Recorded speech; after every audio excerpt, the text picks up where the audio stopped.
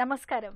ఈరోజు సుఖీభవలో ఎముక విరిగితే ఏమిటి మార్గం, కరోనా సెకండ్ వేవ్ చిన్నారులపైన ప్రభావం, మాస్కుల వాడకం ఎలా ఉండాలి, గొంతులో ఏదైనా ఇరుక్కుంటే ఏం చేయాలి, ఇంకా హెల్త్ టిప్. ప్రమాదాలకు గురైనప్పుడు, ఆటల్లో కింద పడ్డప్పుడు, మెట్ల మీదనో స్నానాల గదిలోనో జారి పడ్డప్పుడు ఎముకలు చిట్లిపోవడం, ఫ్రాక్చర్లు కావడం మనలో చాలా మందికి అనుభవమే. అయితే ఎముకల్లో ఫ్రాక్చర్ లేనప్పుడు మనలో చాలామందికి ఏం చేయాలో తోచదు, గందరగోళానికి గురవుతూ ఉంటారు. ఎముకలు అతుక్కునేందుకంటూ మందులు, మాకులు, ఆకుపసర్లు, నాటుకట్టు కట్టించుకోవడం వంటివి చేస్తూ ఉంటారు. చివరికి అనవసర సమస్యల్ని కొని తెచ్చుకుంటూ కూడా ఉంటారు. నిజానికి విరిగిన ఎముక దానంతట అదే అతుక్కుంటూ ఉంటుంది. కాకపోతే విరిగిన ఎముక సజావుగా సవ్యంగా అతుక్కునేందుకు వీలుగా తగిన వైద్య సాయం పొందాలని చెప్తారు డాక్టర్లు. ఫ్రాక్చర్ల గురించిన పూర్తి వివరాల్ని ఇప్పుడు తెలుసుకుందాం.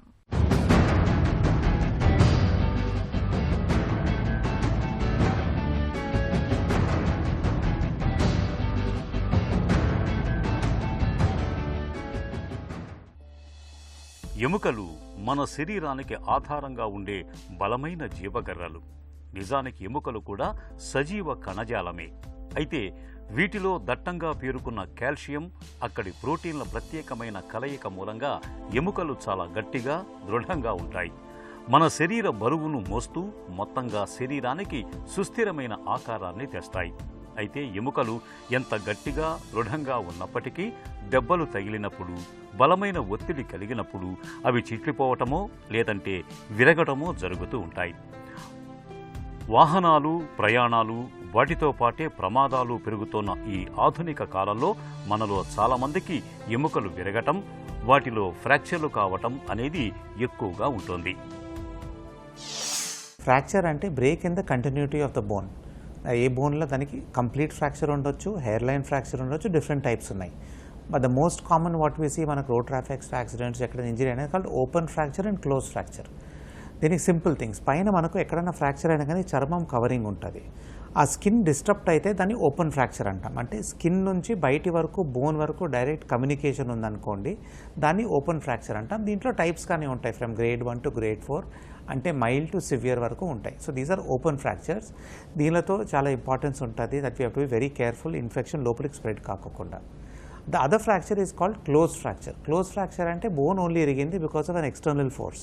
ట్విస్టింగ్ ఇంజరీ, స్ప్రెయిన్ అయినప్పుడు, మనం ఎక్కువ ట్విస్ట్ అయినా, లెగ్ ట్విస్ట్ అయినా కానీ, పడినా కానీ, ఎక్కడైనా డైరెక్ట్ ట్రామా అయినప్పుడు బోన్ ఫ్రాక్చర్ అవుతుంది. బట్ స్కిన్ ఇంటాక్ట్ ఉండి డైరెక్ట్ బయట నుంచి లోపల వరకు మనకు కమ్యూనికేషన్ లేనప్పుడు దాన్ని క్లోజ్ ఫ్రాక్చర్ అంటాం.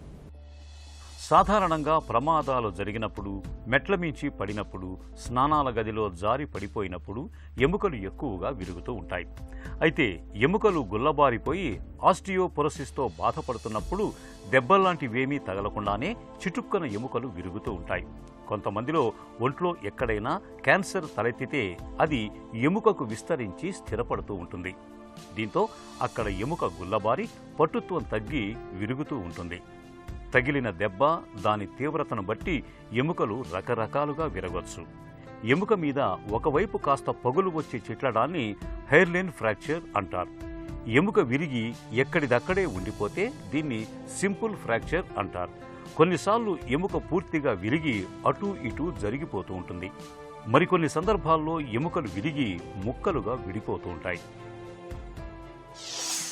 చాలామంది అనుకుంటారు ఫ్రాక్చర్ అయినప్పుడు పెయిన్ చాలా ఉంటుంది, నడవలేము, చేయి కదిలేము, depending on where the locations. Obviously మనకు చేయి ఫ్రాక్చర్ అనుకోండి, రిస్ట్ జాయింట్లో హెయిర్ లైన్ క్రాక్ ఉంటే మనకు చాలామంది 3-4 డేస్ తర్వాత మా దగ్గరికి వస్తారు, పెయిన్ ఉంది, పని చేయలేకపోతున్నామని.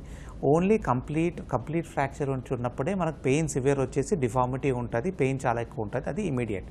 So 80 to 90% fractures severe fractures ఉంటాయి, అంటే కంప్లీట్గా బ్రేక్ అవుతాయి, ఆ చేయి మనం వాడలేము. So the most important symptom of fracture is pain, swelling, deformity, అంటే స్ట్రెయిట్ ఉండే బోన్ వంకర అయిపోయి ఉంటుంది, అది మనం చూస్తేనే అర్థమైపోతుంది. ఇట్లా నార్మల్ స్వెల్లింగ్ లేనిది స్వెల్లింగ్ ఉంటుంది అండ్ పెయిన్ సివియర్ ఉంటుంది. So even in complete fracture ఇవన్నీ 3 ఉంటాయి. హెయిర్ లైన్ ఫ్రాక్చర్ చిన్న క్రాక్ వచ్చిన దాంట్లో పెయిన్ అంత ఉండదు, స్వెల్లింగ్ అంత ఉండదు, డిఫార్మిటీ ఇంకా ఉండదు. సో ఇవన్నీ మెయిన్ 3 సిమ్టమ్స్ మీకు చెప్పినా కానీ అవి ఉండాలనుకున్నా కానీ లేనప్పుడు కానీ ఫ్రాక్చర్ కావచ్చు. Those are called hairline fractures. Normal fracture కోసం అయితే ఓన్లీ ఎక్స్రే అవసరం అండి. 99.9% ఫ్రాక్చర్స్ మనం ఎక్స్రే తీస్తే మనకు దాంట్లో ఫ్రాక్చర్ ఉందా లేదా క్లినికల్ ఎగ్జామినేషన్ మనం చూసినా కానీ ఎగ్జామిన్ చేసినా కానీ తెలుస్తుంది. కొన్ని రేర్ సర్కమ్స్టెన్సెస్లో మనకు ఎక్స్రేలో కానీ తెలియనప్పుడు హెయిర్ లైన్ ఫ్రాక్చర్స్ కోసము సిటీ స్కాన్ ఆర్ ఎంఆర్ఐ అవసరం పడుతుంది. That is very very rare. ఎముకలు విరిగినప్పుడు అవి మళ్లీ అతుక్కునేందుకు మనలో చాలామంది పసరకట్టు వేస్తుంటారు. ఫ్రాక్చర్లకు పసరకట్టును వేయటం సరికాదంటారు డాక్టర్లు. అలాగే ఎముక విరిగి బాధపడుతున్న వ్యక్తిని ఎలా పడితే అలా తరలించకూడదు.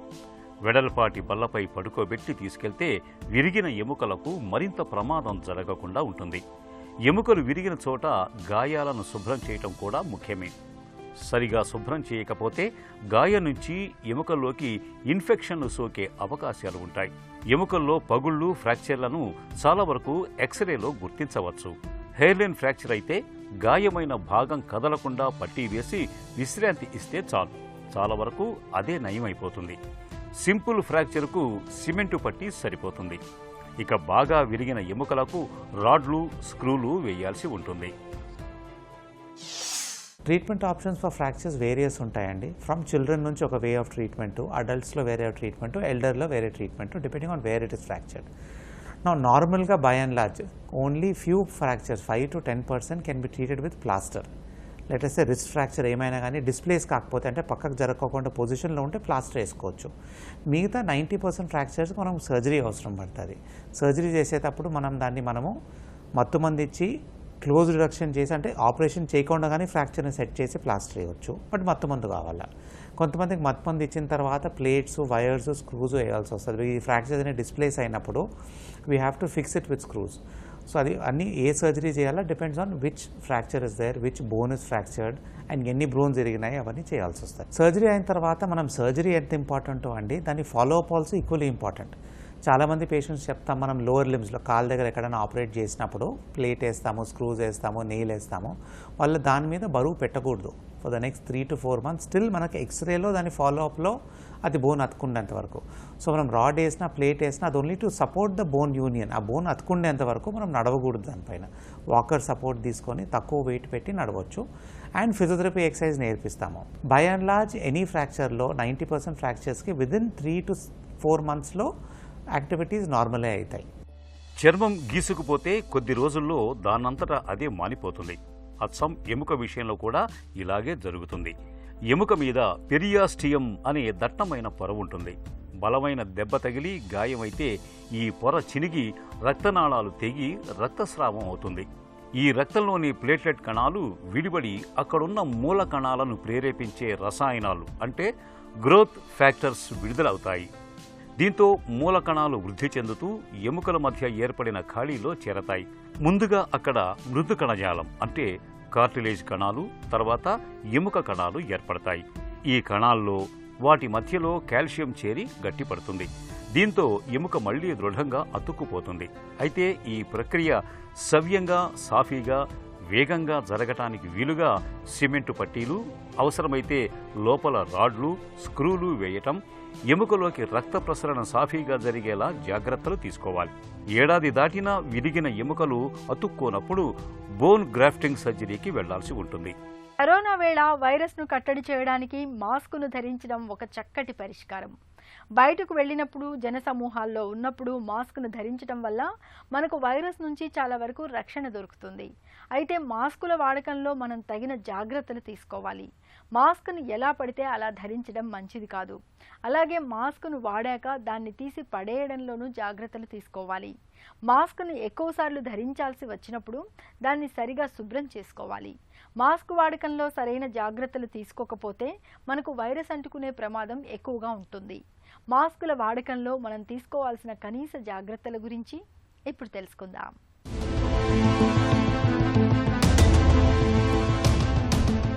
కరోనా వైరస్ నుంచి రక్షణ కోసం మాస్క్ ధరించడం ఎంత ముఖ్యమో దాన్ని శుభ్రం చేయడం కూడా అంతే ముఖ్యం. అయితే ఒక మాస్కును 2-3 సార్లు వాడిన తర్వాత కానీ ఉతకకపోవటం, వాటి మీద శానిటైజర్ స్ప్రే చేయడం వంటివి చాలామంది చేస్తూ ఉంటారు.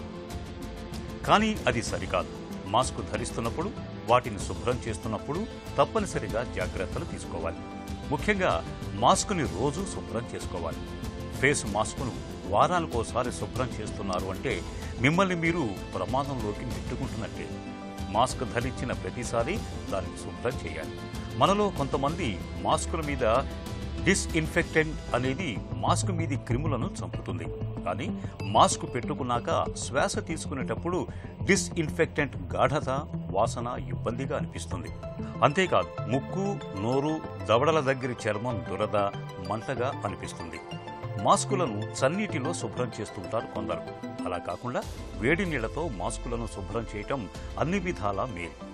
వస్త్రంతో చేసిన మాస్కులను వాషింగ్ మిషన్లో వేడి నీళ్లు లేదా సబ్బుతో కనీసం 20 సెకన్ల పాటు శుభ్రం చేయాలి. తర్వాత ఎండలో లేదా డ్రయర్ను హై హీట్ మోడల్లో ఉంచి ఆరబెట్టాలి. చేత్తో ఉతికి ఎండలో కూడా ఆరబెట్టవచ్చు. మాస్కును వాడిన తర్వాత దాన్ని ఒక పేపర్లో చుట్టి జాగ్రత్తగా చెత్తబుట్టలో వేయటం మర్చిపోకూడదు. గొంతులో ఏదైనా అడ్డం పడినప్పుడు పొరపోయిందని ఎవరో తలుచుకుంటున్నారని అంటూ ఉంటారు. మనం తిన్న ఆహారం కిందకు కదలడానికి వీలుగా తలపై తడుతూ ఉంటారు. నిజానికి తింటున్నప్పుడే కాదు, చాలా సందర్భాల్లో గొంతులో ఏవైనా ఇరుక్కుపోతూ ఉంటాయి. పిల్లలు ఆడుకుంటున్నప్పుడు ఏవైనా వస్తువులు నోట్లో పెట్టుకున్నప్పుడు అవి గొంతులోకి జారి అక్కడ అడ్డం పడుతూ ఉంటాయి. వయసు పైబడిన వాళ్లలో కొంతమందిలో గొంతు కండరాలు బలహీనంగా మారినప్పుడు కూడా తరచూ గొంతులో ఏదో అడ్డం పడిందని చెప్తూ ఉంటారు. గొంతులో ఏదైనా ఇరుక్కుపోవడం అనేది నిజానికి అత్యవసర పరిస్థితి. సాధ్యమైనంత త్వరగా అడ్డం పడిన దాన్ని తొలగించాల్సి ఉంటుంది. చోకింగ్గా పిలిచే ఈ పరిస్థితి గురించిన పూర్తి వివరాల్ని డాక్టర్ని అడిగి ఇప్పుడు తెలుసుకుందాం.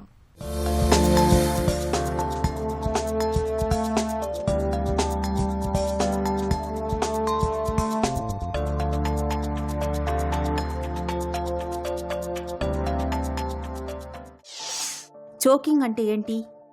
చోకింగ్ అనేది ఈవెన్ దో మనం కొంచెం నార్మల్ అనుకున్నా కూడా ఒక్కోసారి అది ప్రాణహాని కలిగించేటట్టు ఉంటుందండి. ఈ చోకింగ్లో ఏంటంటే మెయిన్గా మనకి ఫెరింజియల్ మసిల్స్, లోపల ఉన్న vocal cord muscles, oesophageal muscles ఇవి కంట్రాక్ట్ అయిపోతుంటాయి అన్నమాట. చోకింగ్ ఎక్కువ మందికి ఓల్డ్ ఏజ్లో అవుతుంటుంది, లేదంటే చిన్న పిల్లలకి అవుతుంది.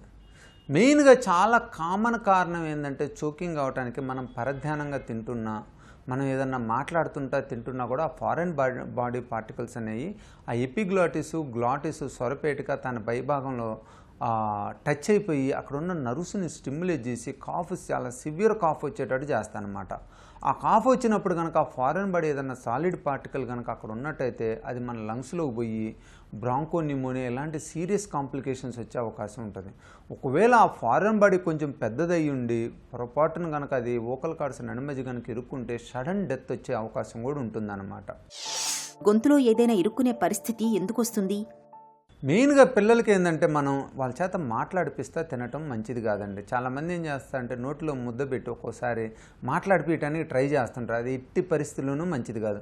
పిల్లలు ఆహారం తీసుకునేటప్పుడు వాళ్ళని ఎలాంటి పరిస్థితులను మాట్లాడేయటం కానీ వాళ్ళ ఫోకస్ని వేరే చోటకి డీవియేట్ చేయటం కానీ ఎట్టి పరిస్థితుల్లోనూ మంచిది కాదు. ఈవెన్ చిన్న ఆహారం అంటే మన రైస్ పార్టికల్స్ కూడా మనకు తెలియకుండానే ఆ పిల్లల్లో ఆ వోకల్ కార్డ్స్ నడిమధ్య నుంచి వెళ్ళిపోయి లంగ్స్లో డిపాజిట్ అయిపోయి న్యూమోనియా వచ్చే అవకాశం ఉంటుందన్నమాట. చాలామంది పిల్లలు ఏంటంటే మాట్లాడేటప్పుడు తింటా దగ్గుతారు. ఆ దగ్గారంటేనే మనకు అర్థం అనమాట అది వోకల్ కార్డ్లో ఎక్కడో టచ్ అయిందని. సో ఎట్టి పరిస్థితుల్లోనూ మనం అలాంటి సిచ్యువేషన్, అలాంటి సీరియస్ ప్రాబ్లంని పిల్లలకు వచ్చే అవకాశం ఎట్టి పరిస్థితుల్లోనూ చేయకూడదండి. రెండో కాంబినేషన్ ఏంటంటే వృద్ధాప్యంలో వచ్చే అవకాశం ఎక్కువ ఉంటుందన్నమాట ఈ చోకింగ్ సెన్సేషన్ అనేది. ఈ వృద్ధాప్యంలో మెయిన్గా రావడానికి కారణం ఏంటంటే న్యూరోమస్కులర్ ఇన్కోఆర్డినేషన్ అంటాం. న్యూరోమస్కులర్ ఇన్కోఆర్డినేషన్ ఏంటంటే pharyngeal muscles, laryngeal muscles, neck muscles ఇవన్నీ కోఆర్డినేషన్లో లేకుండా, అంటే పైది కాంట్రాక్ట్ అయినప్పుడు కిందది రిలాక్స్ కావాలి. అలా కాకుండా పైది కిందది రెండు కాంట్రాక్ట్ అయినట్టయితే అవి కాస్త ఆ తినేటప్పుడు వాటర్ కానీ ఏదైనా కూడా వోకల్ కార్డ్స్లో పోయి చోకింగ్ సెన్సేషన్ వచ్చేసి సివియర్ లెరింగోస్పాజం వచ్చి పేషెంట్కి లైఫ్ డేంజర్ వచ్చే అవకాశం ఉంటుందన్నమాట. ఎస్పెషల్లీ ఈ చోకింగ్ సెన్సేషన్ చూసినట్టయితే మనం ఆల్రెడీ ఏదన్నా బ్రెయిన్ అటాక్, స్ట్రోక్ అటాక్స్ వచ్చిన పేషెంట్లో చాలా ఎక్కువ ఉండే అవకాశం ఉంటుందన్నమాట. తరచూ గొంతులో ఏదైనా ఇరుక్కుపోతున్నప్పుడు ఏం చేయాలి? ఈ చోకింగ్ కనుక ఫ్రీక్వెంట్గా వచ్చే వాళ్ళకి మెయిన్ కారణం ఏంటంటే న్యూరోమస్కులర్ ఇన్కోఆర్డినేషన్ అనమాట. న్యూరోమస్కులర్ ఇన్కోఆర్డినేషన్తో పాటు వాళ్ళకి ఏదన్నా టెన్షన్స్ ఉన్నా, లేదా తినేటప్పుడు కానీ ఏదన్నా తాగేటప్పుడు కానీ పరధ్యానంగా ఉన్నట్టయితే ఈ ప్రాబ్లం ఎక్కువ ఉండే అవకాశం ఎక్కువ ఉంటుందన్నమాట. ఇలా వచ్చిన వాళ్ళకి మటుకు మనం జాగ్రత్తగా వాళ్ళని డీల్ చేయాలి. బేసిక్గా ఈ చోకింగ్ సెన్సేషన్ ఎక్కువ ఉన్న వాళ్ళు ఫస్ట్ ఎండోస్కోపీ విధానం ద్వారా laryngoscopy, upper gastro intestinal endoscopy విధానం ద్వారా మనం వోకల్ కార్డ్స్ దగ్గర కానీ ఆ అప్పర్ ఎండ్ ఆఫ్ ది ఈసోఫెగస్లో కానీ లేదా స్టమక్లో కానీ గ్యాస్ట్రిక్ ప్రాబ్లం అలాంటివి ఏమైనా ఉన్నాయేమో, లేదా గ్యాస్ట్రో ప్యాట్లెస్ జంక్షన్ అంటాం. అక్కడ ఏంటంటే జంక్షన్ అనేది చాలా లూజ్గా ఉండి ఈసోఫెగస్కి గ్యాస్ట్రిక్ నడి మధ్య మనం నిద్రలో పనుకున్నప్పుడు ఏమవుతుందంటే ఆ లోపల ఉన్న స్టమక్ కంటెంట్స్ అన్ని పైకి వచ్చేసి పేషెంట్స్కి చోకింగ్ ఇచ్చే అవకాశం చాలా ఎక్కువ ఉంటుంది అన్నమాట. చాలామంది ఏంటంటే ఈవెన్ మిడ్ నైట్ కూడా చాలామంది లేచి ఏమండి సడన్గా బ్రీతింగ్ ఆగిపోయినట్టుంది, 2-3 నిమిషాలు మాకు ఏం అర్థం కాలేదు, ప్రాణం పోయినట్టు ఉంది అంటారనమాట. ఇది కారణం ఏంటంటే మెయిన్గా ఈ చోకింగ్ అనేది, ఈ వోకల్ కార్డ్ స్పాజం అనేది యాసిడ్ రిఫ్లెక్స్ నుంచి వచ్చిందన్నమాట. మిడ్ నైట్ వచ్చేది మెయిన్ అది. కానీ రీసెంట్గా ఒక పేషెంట్ చూసినట్టయితే ఈ యాసిడ్ రిఫ్లెక్సే కాకుండా ఈసోఫెగస్లో ఉండే మస్కులర్ ప్రాబ్లమ్స్ అన్న ఎకలేషియా కార్డే ప్రాబ్లం అదన్నా కూడా పేషెంట్కి నైట్ చోకింగ్ వచ్చే అవకాశము, కాఫ్ సివియర్గా వచ్చే అవకాశం చాలా ఎక్కువ ఉంటుంది అనమాట. సో ఎట్టి పరిస్థితుల్లోనూ ఈ ఫ్రీక్వెంట్ చోకింగ్ వచ్చే వాళ్ళకి వేరే ప్రాబ్లమ్స్ కూడా ఏమైనా ఉన్నాయో మనం వోకల్ కార్డ్స్ దగ్గర కానీ, బేస్ టంగ్ దగ్గర కానీ, మజిల్స్లో కానీ ఏమన్నా ప్రాబ్లం ఉన్నాయా లేవనేది కన్ఫర్మ్ చేసుకోవాలండి. ఎందుకంటే ఒకసారి మనం డయాగ్నోసిస్ కనుక కన్ఫర్మ్ చేసుకున్నట్టయితే ఎక్కువ మందికి ఈ చోకింగ్ సెన్సేషన్ అనేది ఇమీడియట్గా తగ్గిపోతుందండి. గొంతులో ఏదైనా ఇరుక్కున్న అత్యవసర పరిస్థితుల్లో వైద్య సాయం ఎలా ఉంటుంది? ఒకవేళ చోకింగ్ సెన్సేషన్ చాలా సివియర్గా ఉండి పేషెంట్ చాలా ప్రాబ్లం పడుతున్నాడంటే మటుకు వాళ్ళకి టెంపరీగా ఫీడింగ్ కూడా మార్చడం ఇంపార్టెంట్ అండి. ఎందుకంటే నోటి ద్వారా పోయే ఫీడింగే వాళ్ళకి మెయిన్గా ప్రాబ్లం వచ్చి వాళ్ళకి చోకింగ్ సెన్సేషన్ వస్తుంది అనమాట. అలాంటప్పుడు డైరెక్ట్ స్టమక్ ద్వారా కొన్ని రోజులు ఫీడింగ్ ఇచ్చి ఈ నడిమధ్యలో మనం ఈ న్యూరోమస్కులర్ కోఆర్డినేషన్ని, అక్కడ ఏదైనా మజిల్స్ ఇన్యాక్టివ్గా ఉన్నా కూడా వాటన్నిటిని ఇంప్రూవ్ చేయాలి. దాంతోపాటు రేర్ సిచ్యువేషన్ ఏంటంటే క్రికోఫెరింజియల్ స్పాజం అంటాం. అంటే మన ఏదైతే స్వరపేట కింద భాగంలో ఎక్కడైతే మన అన్నవాయిక మొదలైదో అక్కడ ఉన్న క్రికోఫెరింజియస్ మజిల్ స్పాజంలోకి వెళ్ళిపోతూ ఉంటుంది అనమాట. ఎస్పెషలీ స్ట్రెస్ ఉన్న పేషెంట్లో కానీ, లేదా ఆల్రెడీ వాళ్ళు ఏదైనా ట్రీట్మెంట్ తీసుకున్నట్టయితే వేరే క్యాన్సర్కి అలాంటి వాటికి ఆ తర్వాత కూడా వాళ్ళకి చోకింగ్ వచ్చే అవకాశం ఉంటుందన్నమాట. ఈ చోకింగ్, ఈ మజిల్ స్పాజం ఉన్నప్పుడు మనం దాన్ని ప్రాపర్గా డయాగ్నోజ్ చేసుకొని ఆ మజిల్ని రిలాక్స్ చేసినట్టయితే మనకి వాళ్ళకి ఆల్మోస్ట్ 100% ఈ చోకింగ్ సెన్సేషన్స్ తగ్గిపోతాయి అన్నమాట. ఎస్పెషల్లీ పిల్లల్లో ఏంటంటే మనం చూడాల్సింది ఈ చోకింగ్ ఉన్నప్పుడు మటుకి వాళ్ళకి చాలా జాగ్రత్తగా స్లోగా వాళ్ళకి ఈ స్వాలోయింగ్ థెరపీని, స్వాలోయింగ్ ట్రీట్మెంట్ని, స్వాలోయింగ్ మెకానిజం అర్థమయ్యేటట్టు చేసి వాళ్ళకి మంచిగా కనుక ఆ స్వాలోయింగ్ ఎలా చేయాలని చెప్పినట్టయితే వాళ్ళకి చోకింగ్ సెన్సేషన్ వచ్చే అవకాశం చాలా తక్కువ ఉంటుంది అన్నమాట. గొంతులో ఏదైనా ఇరుక్కుపోవడం అనే పరిస్థితిని నివారించడం ఎలా? వాళ్ళకి ఏంటంటే సఫిషియెంట్ టైం ఇస్తా, స్లోగా నిదానంగా తినే అవకాశాన్ని ఇవ్వాలి. మనం తొందర పెడతా, వాళ్ళని టెన్షన్ చేస్తా, వాళ్ళని ప్రెషరైజ్ చేసామంటే ఈ చోకింగ్ వచ్చేసి వాళ్ళకి లైఫ్ థ్రెటనింగ్ ప్రాబ్లమ్స్కి వెళ్ళే అవకాశం చాలా ఎక్కువ ఉంటుందన్నమాట. మెయిన్గా దాంతోపాటు ఈ ఓల్డ్ ఏజ్లో ఈ చోకింగ్ ప్రాబ్లం ఉన్నట్టయితే వాళ్ళకి ఖచ్చితంగా మనం ఎంఆర్ఐ చేసి బ్రెయిన్లో ఏమైనా స్ట్రోక్స్ అలాంటివి ఏమైనా ఉన్నాయా, బ్రెయిన్లో కోయాగులేషన్ ఏమైనా ఉందా, బ్లడ్ వెజల్స్ ఏమైనా మూసిపోయినాయా, ఈ మజిల్స్ వచ్చే ఏరియాస్లో ఏమైనా ఇబ్బంది ఉందనేది చెక్ చేసుకోవాలన్నమాట. ఈ చోకింగ్ సెన్సేషన్లో మనము సింపుల్ ప్రాబ్లమ్స్ నుంచి చాలా సీరియస్ ప్రాబ్లమ్స్ దాకా కూడా మనం చాలా జాగ్రత్తగా అసెస్ చేసుకోవాలన్నమాట. అవి మిస్ అయినట్టయితే వాళ్ళకి లోపల ఉన్న వ్యాధి పెరుగుతా ఈ చోకింగ్ తగ్గకపోగా ఆ వ్యాధి వెరీ డేంజర్ అయ్యే అవకాశం కూడా ఉంటుందన్నమాట. వ్యాధి బాగా ముదిరినట్టయితే ఒక్కోసారి ట్యూమర్ లాంటి వాటిని మొత్తం కూడా తీయటం చాలా కష్టమవుతుందన్నమాట. ఎవరికైతే చోకింగ్ ఉంటుందో వాళ్ళని మనం ఫస్ట్ ఇనిషియల్గా ఎండోస్కోపీ విధానం ద్వారా, రేడియలాజికల్ బేరియన్ స్వాలో స్టడీ ద్వారా పూర్తిగా ఎగ్జామినేషన్ చేసుకొని వాళ్ళకి వేరే ప్రాబ్లం ఏం లేదని కన్ఫర్మ్ చేసుకొని మజిల్ మోటిలిటీ కూడా ఎట్టుందో చూసుకొని దాన్ని బట్టి ఫర్దర్ ట్రీట్మెంట్కి వెళ్ళాలి. ఒకవేళ ఈ ఇన్వెస్టిగేషన్లో పేషెంట్కి ఎలాంటి ప్రాబ్లం లేదు బట్ చోకింగ్ ఉందంటే వాళ్ళకి మనం స్వాలోయింగ్ మేనవర్స్ని ఇంప్రూవ్ చేసి మంచిగా సర్వైకల్ మస్కులర్ ఎక్సర్సైజ్తో పాటు అక్కడ ఉన్న coordination between the pharyngeal, laryngeal and oesophageal మజిల్స్ని కనుక మనం ఇంప్రూవ్ చేసినట్టయితే వాళ్ళకు చోకింగ్ సెన్సేషన్ తగ్గి మంచిగా ఆహారం తీసుకోవడానికి అవకాశం ఉంటుందండి. గొంతులో ఏదైనా ఇరుక్కున్నప్పుడు, శ్వాస కోసం ఇబ్బంది పడుతున్నప్పుడు ఆలస్యం చేయకుండా వెంటనే ఆసుపత్రికి తీసుకెళ్ళాలి. పిల్లల విషయంలో ఈ జాగ్రత్త మరీ అవసరం. ఇక ఈరోజు కార్యక్రమాన్ని ముగించే ముందు ఆంధ్ర హాస్పిటల్స్ సమర్పించే ఒక చిన్న చిట్కా మీకోసం. వేసవిలో తీవ్రమైన ఎండ మూలంగా తలనొప్పి మొదలైనప్పుడు ఒక గ్లాసుని గోరువెచ్చటి నీటిలో కొద్దిగా అల్లం, కొంచెం నిమ్మకాయ రసాన్ని, కాసంత ఉప్పును కలిపి తీసుకోండి. వేధించే తలనొప్పి నుంచి తక్షణమే ఉపశమనం లభిస్తుంది. వేసవిలో తీవ్రమైన ఎండ మూలంగా తలనొప్పి మొదలైనప్పుడు ఒక గ్లాసుని గోరువెచ్చటి నీటిలో కొద్దిగా అల్లం, కొంచెం నిమ్మకాయ రసాన్ని, కాసంత ఉప్పును కలిపి తీసుకోండి. వేధించే తలనొప్పి నుంచి తక్షణమే ఉపశమనం లభిస్తుంది. సుఖీభవ కార్యక్రమానికి సంబంధించిన మీ విలువైన సూచనలు, సలహాల్ని వెంటనే మాకు రాయండి. మా చిరునామా Sukhibhava, ETV, Ramoji film city, Hyderabad 501 512 లేదా sukhibhava@etv.co.in కు ఈమెయిల్ చేయండి.